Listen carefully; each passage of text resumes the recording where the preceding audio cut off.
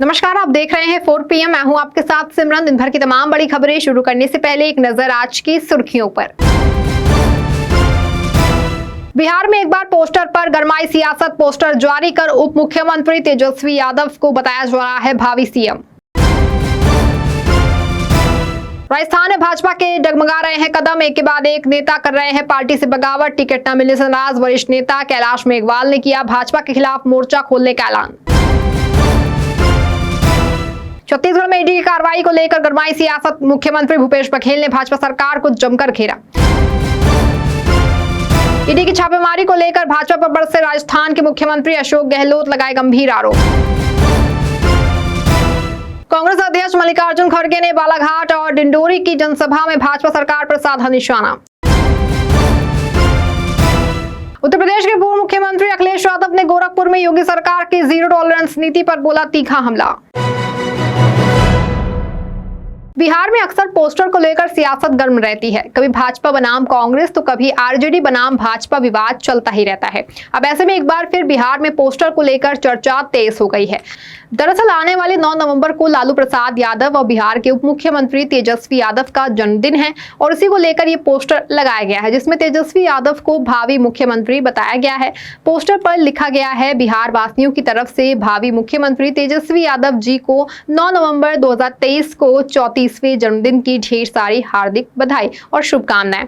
बता दें कि बिहार में महागठबंधन की सरकार बनने के बाद से डिप्टी सीएम तेजस्वी यादव को मुख्यमंत्री बनाने की मांग उठती रही है। आरजेडी सुप्रीमो लालू प्रसाद यादव भी कई बार इस पर बयान दे चुके हैं। हालांकि ये भी कह चुके हैं कि अभी सही समय नहीं आया है। जाहिर है कि बिहार में महागठबंधन की सरकार बनने के बाद से ही इस बात की चर्चा थी कि जेडीयू ने तेजस्वी को सीएम बनाने की डील आरजेडी के साथ की है। इस डील के तहत जेडीयू का आरजेडी के साथ गठबंधन हुआ है। इसी डील को लेकर उपेंद्र कुशवाहा ने सवाल उठाए थे। इसके बाद वे पार्टी से अलग हो गए। उधर सत्ता में आने के बाद आरजेडी के तमाम बड़े नेता इशारों में तेजस्वी को सीएम बनाने की मांग उठाते रहे हैं। अब देखना ये होगा कि इस पर आगे क्या होता है।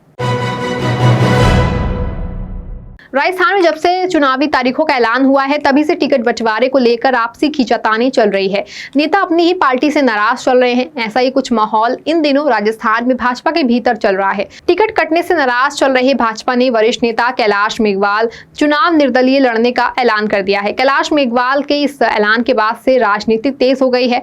बताया जा रहा है कि वो 6 नवंबर को निर्दलीय उम्मीदवार के रूप में नामांकन दाखिल करेंगे। बता दें कि साल 2018 के विधानसभा चुनाव में पूर्व विधानसभा अध्यक्ष कैलाश मेघवाल ने भारी अंतर से जीत हासिल की थी। इसके बाद भी 2023 चुनाव के लिए बीजेपी ने उन्हें उम्मीदवारों की लिस्ट में शामिल नहीं किया।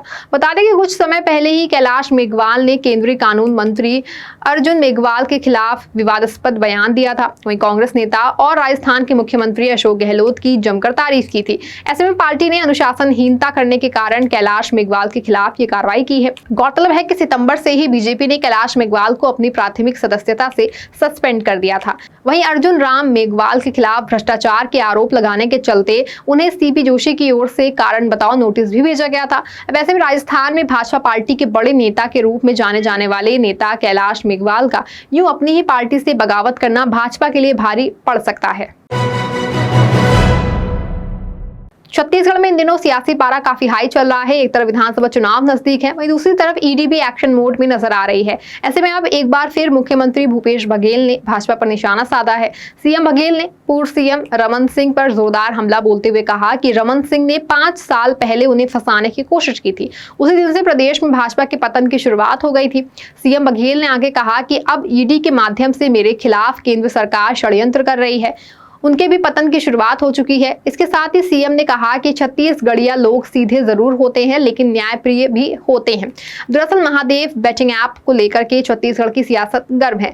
जब से केंद्रीय जांच एजेंसी ईडी ने अपनी जांच में मुख्यमंत्री भूपेश बघेल का नाम लिया है, तब से बीजेपी लगातार कांग्रेस और सीएम पर हमलावर है। अब इसी मामले को लेकर सीएम बघेल ने ट्वीट कर बड़ा बयान दिया है। मुख्यमंत्री बघेल ने पूर्व सीएम रमन सिंह पर आरोप लगाया है कि उन्हें 5 साल पहले उन्हें फंसाने की कोशिश की गई थी। गौरतलब है कि भाजपा द्वारा लगातार ईडी की छापेमारी कराए जाने पर अब छत्तीसगढ़ के साथ साथ पूरे देश में इसकी चर्चा है और इस पर नेताओं का कहना है कि भाजपा चुनाव हारने के डर से ईडी की छापेमारी करवा रही है। राजस्थान विधानसभा चुनाव बिल्कुल करीब है। सभी पार्टियों ने अपने अपने प्रत्याशियों की छवि चमकाने के लिए सारे तरीके अपना लिए हैं। वहीं कांग्रेस का कहना है कि भाजपा ईडी को सामने रख करके चुनाव लड़ना चाहती है। ऐसे में राजस्थान सीएम अशोक गहलोत के बेटे को ईडी द्वारा पूछताछ के लिए बुलाया जाने पर सीएम ने बीजेपी पर निशाना साधा है।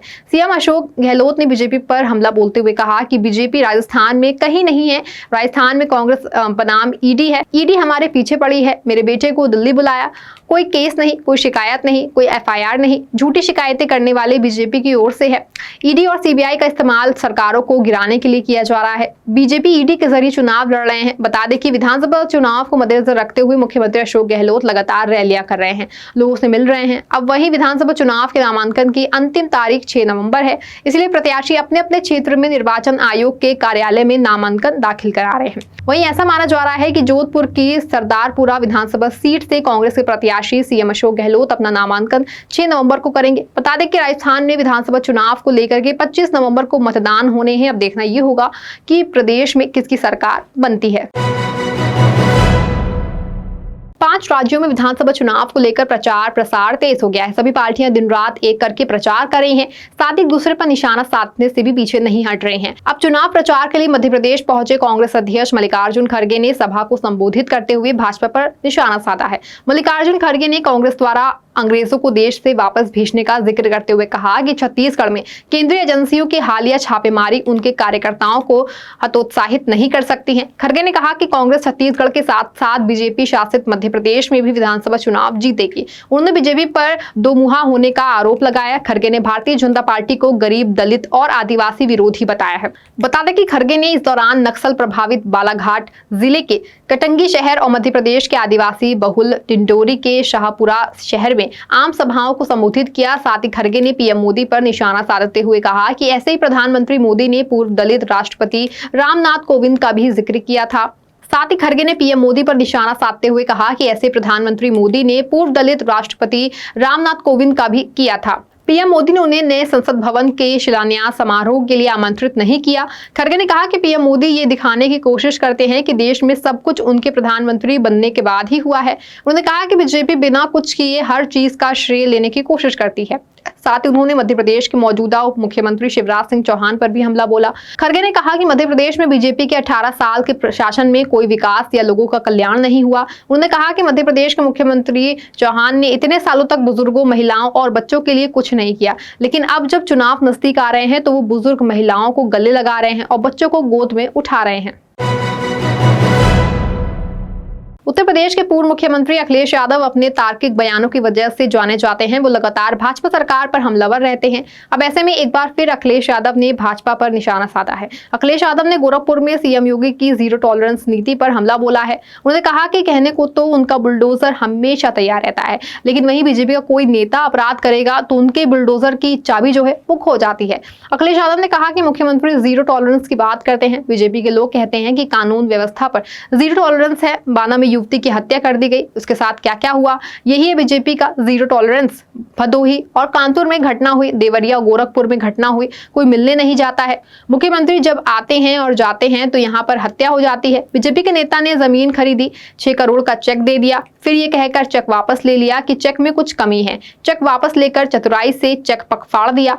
कई बार बीजेपी नेता के घर जाने के बाद उसे चेक नहीं मिला, उसने आत्महत्या कर ली। कानपुर में 2 बेटियों को न्याय नहीं मिला। साथ ही सपा मुखिया अखिलेश यादव ने कहा कि सीएम योगी के बुलडोजर सिर्फ गरीबों के लिए ही हैं। इस बुलेटिन में फिलहाल बस इतना ही। ऐसी बड़ी तमाम खबरों से जुड़े रहने के लिए आप देखते रहें 4PM। धन्यवाद।